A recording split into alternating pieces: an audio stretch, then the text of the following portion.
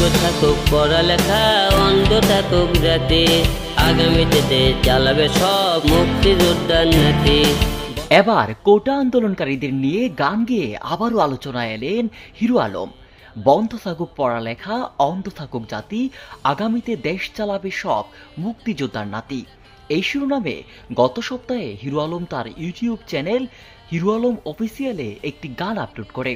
গানের মধ্যে উঠে আসে কোটা আন্দোলনের সেই বিতর্কিত স্লোগান, তুমি কে আমি কে রাজাকার রাজাকার।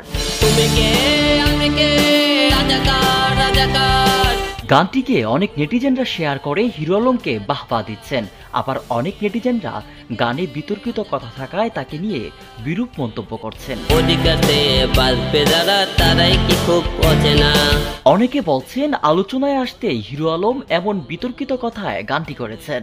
একটুখানি ভেবে দেখুন, দোহাই একটু আস্তে মারুন। উল্লেখ্য, হিরো আলম বিভিন্ন সময়ে বিভিন্ন ইস্যুতে তার বেসুরা কণ্ঠে গান গেয়ে আলোচনায় এসে থাকেন। এবারও এমনটি করেছেন বলে মনে করছেন অনেকে। নিউজ ডেস্ক, আমার বার্তা। কে আমি কে